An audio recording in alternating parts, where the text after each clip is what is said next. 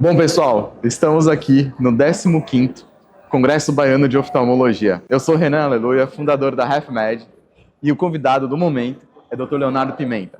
Dr. Leonardo, ele é uma das pessoas avaliadoras dos trabalhos científicos que foram expostos aqui hoje, e além disso, é um dos principais preceptores do Hospital Santa Luzia. Basicamente, dedica metade da vida para ensinar outras pessoas e metade para cuidar de outras pessoas. Obrigado, doutor, por esse momento contigo. Queria muito que você contasse quem que é Dr. Leonardo Pimenta, fica à vontade. Esse congresso baiano que está muito bonito. O que você está achando? Muito bacana o congresso, muita novidade, muito trabalho muito bem produtivo, né? Por conta dos nossos colegas, nossos residentes, que a gente estimula muito desde cedo essa parte científica.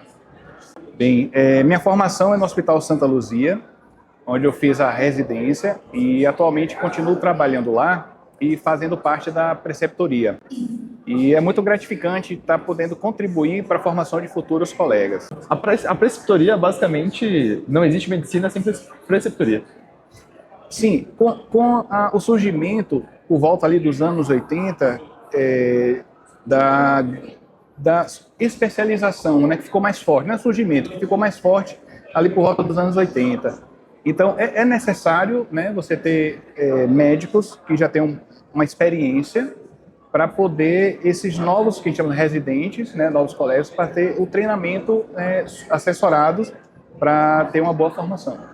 Excelente. Sobre os trabalhos que a gente está avaliando, está trazendo aqui, a gente teve 59 autores que encaminharam os trabalhos. Desses 59, a banca avaliadora, composta pelo Dr. Leonardo e mais outros 4 colegas, avaliaram e deixaram somente 20. E desses 20, eles passarão por mais uma avaliação que a gente já sabe quem são os principais, o vencedor, o primeiro, o segundo e terceiro colocado. Conta um pouco, doutor, para a gente da qualidade dos trabalhos desse ano. Sim, isso foi um desafio, né? Porque foram cerca de 60 trabalhos, 59 trabalhos bem escritos, bem elaborados, só que para a exposição seriam 20, né? Então foi uma tarefa árdua para a gente tentar descontar ponto nos mínimos detalhes, porque foram trabalhos muito bem elaborados, temas interessantíssimos, mas só que infelizmente 20 eram necessários para ser selecionados. E o doutor já tem os seus preferidos? Sim, são todos, porque são trabalhos enriquecedores, são temas assim, fantásticos, assim, coisas novas. Então é muito bom porque vem a contribuir e fazer com que a gente se atualize, né? Então, por mais que eu já tenha aí 16 anos na oftalmologia, teve casos aqui que eu lembrei agora no momento. Então, era coisa de livro, que quando você estudou no início, então você viu aqui esses trabalhos. Então, foi muito bacana. Foi muito legal porque a doutora Alta Viviane, também conversando com ela comentou: Renan, tem um trabalho de um tema que eu nunca tinha visto, foi novidade para todo mundo. Aí eu falei: nossa, muito legal, doutora, porque também tem que ter uma humildade de reconhecer quando é novo, né? Sim, sim. Como foi isso? Então, assim, quando a gente recebeu esses trabalhos para analisar, alguns a gente já tinha conhecimento, né? E outros, teve aqui uns 3 que realmente eu fui buscar na literatura, né? Para poder me atualizar e entender aquilo que eles estavam apresentando. Essa troca é muito saudável, né? Sim, porque faz com que a gente sempre continue se atualizando, né? Se desafiado. Justamente. E o bacana é de você estar, assim, num compartilhamento de conhecimento, né, que é a preceptoria, porque os residentes, os alunos, eles sempre querem mais, né? Então, é uma maneira de você estar sempre buscando estar sempre atualizado, né? Então, isso é muito legal. Muito legal. Então, é uma geração que vem forte, a base vem forte, né? Sim. A base vem forte. E, doutor Leonardo, eu gosto muito de perguntar para o entrevistado, lá no passado, antes de começar a academia, aquela decisão de escolher a carreira, porque ela é determinante para muita gente. Pronto. Qual foi o grande motivo de você falar: vou ser médico? Bem, teve 2 momentos que eu considero de destaque na minha formação. É que desde pequeno eu observava meu pai fazer atendimento clínico, né? E muitos pacientes procuravam em domicílio e de maneira gratuita ele prestava o atendimento. E eu vi aquelas pessoas saírem gratificadas por conta da prestação do serviço, da maneira que ele pôde ajudar aqueles pacientes. Então, observando isso de perto, em casa, então me despertou também essa paixão de poder me formar, né, em médico e dessa maneira estar contribuindo com o bem-estar, a saúde dos pacientes. Um outro momento, o porquê da oftalmologia. Quando a gente está na faculdade de medicina, entre o 5º e 6º ano, a gente começa a observar outras subespecialidades, né, de ginecologia, cirurgia, obstetrícia, ortopedia, ou seja, toda a subespecialidade. E na época que eu fui fazer o estágio de oftalmologia, o que me chamou a atenção é que é uma estrutura tão pequenininha, de 2 centímetros, em média 2,5 centímetros, tem uma riqueza imensa de informações, né? Sendo necessário você ter várias outras subespecialidades do mesmo. Então aquilo ali foi uma paixão, uma coisa assim totalmente... E é um mundo à parte na medicina, sim, basicamente. Com certeza. E já fazendo a parte de oftalmologia, eu tive a sorte de poder conviver com um grande médico baiano, o Dr. Daudete Pastor. Então, na minha época de residente e quando terminei a residência, eu continuei no Santa Luzia, já fazendo parte do corpo clínico e também convidado para fazer parte da preceptoria, ainda pude conviver um pouco com o Dr. Pastor. E ele, mesmo nos seus auge ali dos 80 anos, e já contribuiu demais para a oftalmologia, ele continuava todo sábado prestar o atendimento de maneira gratuita para a população, né? E ele tinha uma memória assim fantástica, uma sabedoria, um conhecimento fantástico, que ele já não viajava mais para os congressos, mas sempre quando eu voltava para o congresso, no sábado seguinte, ele vinha me procurar saber das atualizações de medicamento, de equipamento. Então aquilo ali foi uma inspiração desse propósito de você se doar e estar contribuindo para o bem-estar. Eu tô imaginando a cena, né? Você chegando do congresso, ali no consultório, falou: Léo, vem cá. E aí, me conta, o que tem de novo? Eu imagino uma cena assim. Isso era bacana. Era assim mesmo, né? É impagável isso, viu? E você vê um exemplo de profissional, né, naquele auge da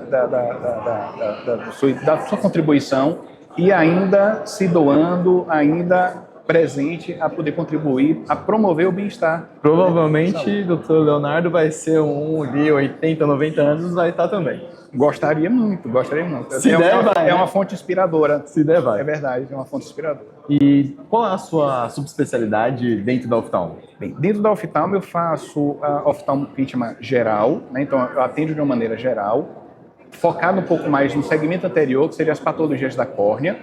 Agora, quando há indicações de cirurgia, de alguns procedimentos, aí eu faço a indicação para um colega que faz essa parte cirúrgica, tipo cirurgia refrativa, se vai fazer tratamento para o ceratocone, se vai fazer cirurgia de catarata. Aí, nesse caso, eu faço o encaminhamento. Uma espécie em extinção, doutor. Você, basicamente, porque cada vez mais os profissionais vão direto para o segmento cirúrgico, pula ali a parte clínica, então...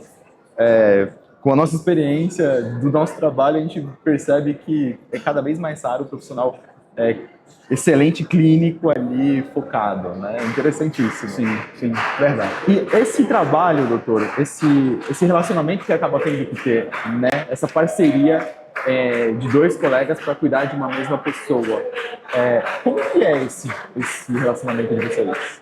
Assim, geralmente, quando acontece aí, de indicar o paciente, né, ele vai para o colega, né, e quando é um caso que é só para, um exemplo, cirurgia de catarata, ele faz o procedimento e o colega referencia novamente para a gente poder dar o segmento da parte clínica, né? Então, geralmente, quando a gente referencia alguns casos que é só para ter a resolução cirúrgica, o colega reencaminha o paciente para poder fazer o contra-referência, né, no justamente. Caso.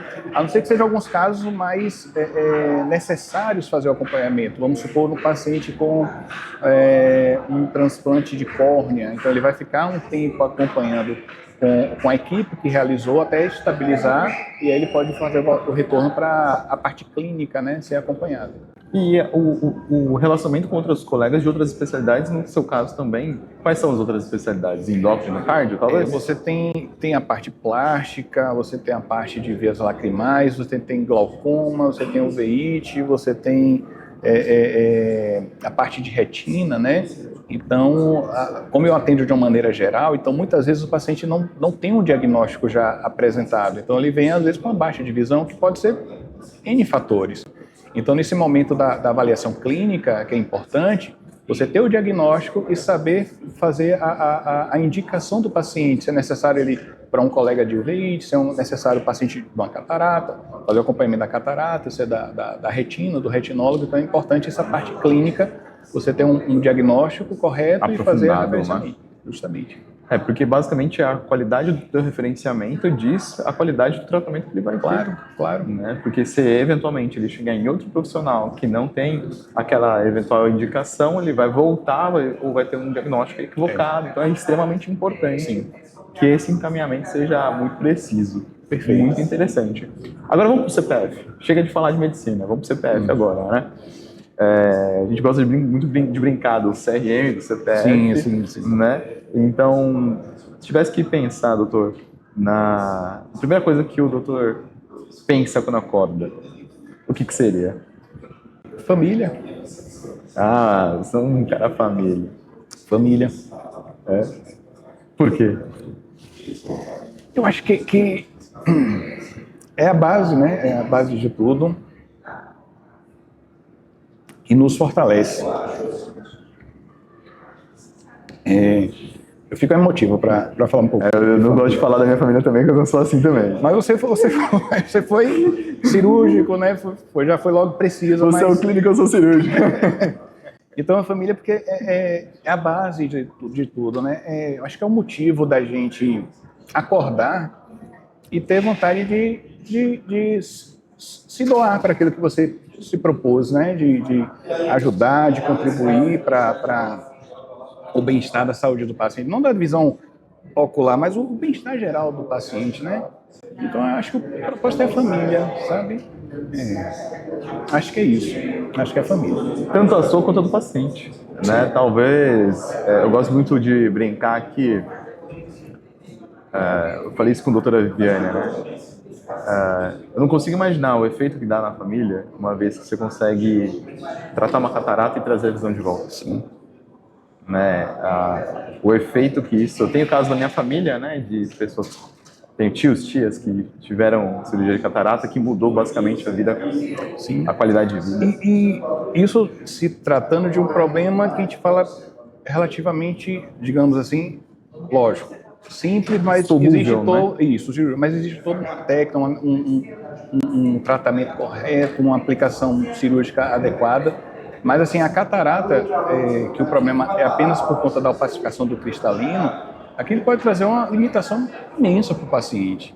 E quando você opera o paciente ele passa a enxergar tudo. Ainda mais milagroso, né? Os pacientes de idade que têm a questão das limitações, tem que evitar queda, né? Porque é diferente um garotinho de 6 anos tomar uma queda, parece que é de borracha. A gente que já está ali para os seus 30, 40, já é um pouco diferente. Imagina quem tem 60, 70, 80. Uma sensibilidade totalmente diferente. Trágico. Pode ter uma fratura, existe uma fragilidade óssea, então você pode tornar um incapacitante por conta de uma catarata.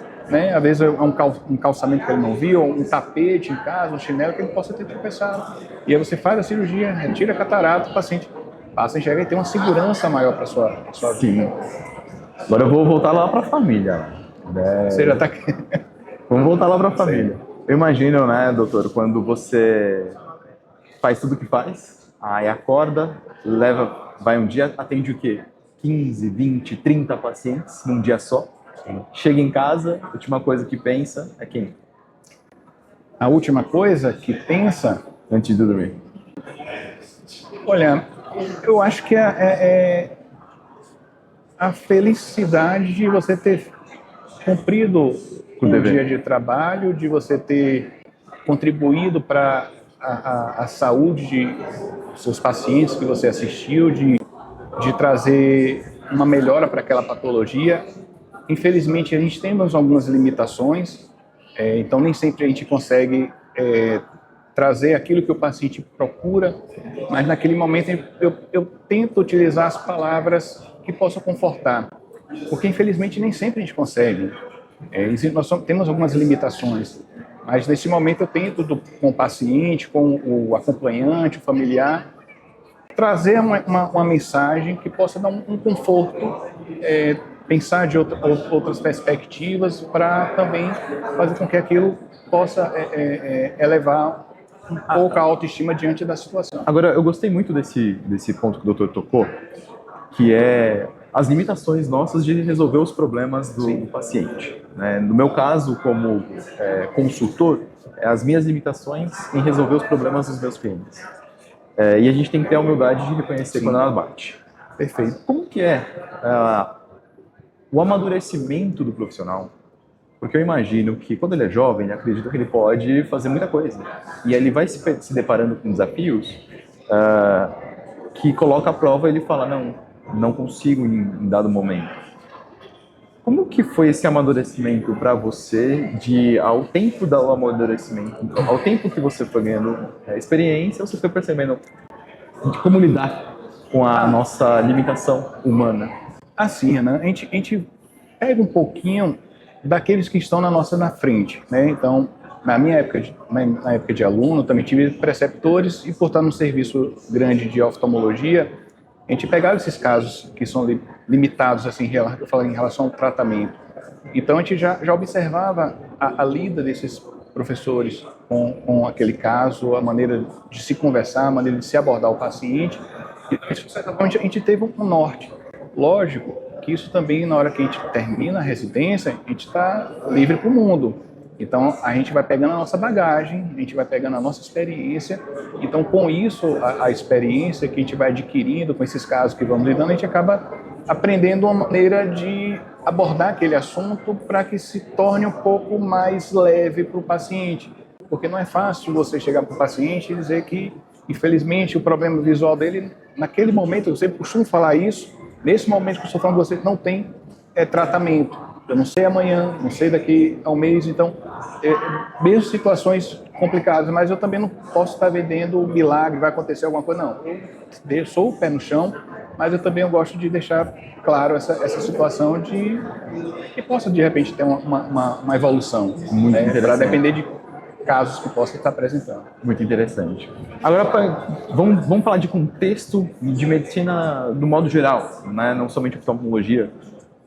A gente está vendo, a cada dia que passa, as discussões, a quantidade de faculdades de medicina, é uma preocupação generalizada, a qualidade que talvez hoje ainda está em dúvida, sendo colocada em xeque. Na sua opinião, doutor Leonardo, para onde a gente está indo do ponto de vista de medicina? Assim, a medicina, a gente recentemente, observou uma abertura muito grande de novas faculdades. Eu, sinceramente, eu não tenho um conhecimento preciso sobre a qualidade da formação. Mas, assim, a gente sempre prioriza que esses serviços promovam uma boa formação para os colegas. É interessante que realmente se tenham, né, profissionais bem preparados para poder prestar um atendimento de qualidade. Então, só que eu não tenho um conhecimento mais profundo a respeito disso, mas eu sou a favor de que tenham serviços com boa formação ética e boa formação profissional para aqueles colegas que vão entrar no mercado. Ou seja, seria criar estruturas ou formas de que, independente da qualidade da educação, a gente certifique que quando ele chegue no mercado, chegue no dia a dia, ele possa ter o suporte adequado, para caso ele não tenha a qualidade, que passe a ter, talvez com os preceptores assim como você, né?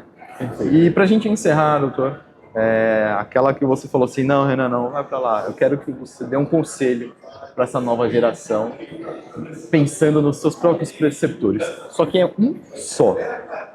Tem que ser aquele que você mais acredita que pode transformar a vida do próximo colega médico.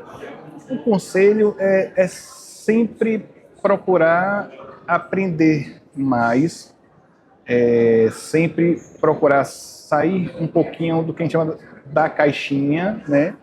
Eu acho que a gente tem uma capacidade muito grande, muito potencial de fazer melhor, fazer um pouco diferente. Então, o conselho que eu faço é isso, que eu dou é isso, que procurar sempre estudar, né, sempre procurar se atualizar e, de alguma maneira, tentar sair da caixinha com algum aprendizado novo, alguma uma ideia nova, para poder estar inspirando, né? Porque são os nossos residentes que estimulam, no meu caso, a estar sempre se atualizando. E vai ser o teu residente que vai cuidar dos seus filhos, dos meus e de todos nós, né? E assim a banda toca. Uhum. Bom, doutor, obrigado por esse bate-papo aqui no Congresso. Tem sido muito bom compartilhar com vocês e apoiar a avaliação dos trabalhos. Tem sido uma honra. Obrigado pelo seu tempo. Valeu. Esse foi o Dr. Leonardo Pimenta, né, uma das figuras aqui do Congresso de coração maior, como vocês podem ter visto, preceptor de muitos e avaliador também dos principais trabalhos desse ano. Tchau, tchau, pessoal. Obrigado. Opa, a HeFmed finalmente está chegando na Bahia. HeFmed é a plataforma mais completa do Brasil para médicos, especialistas e profissionais da saúde que querem fortalecer a confiança e gerir as relações profissionais, tornando a referência e contra-referência cada vez mais ágil. Na HeFmed, você pode receber referências de colegas, referenciar colegas e encaminhar pacientes para clínicas e laboratórios.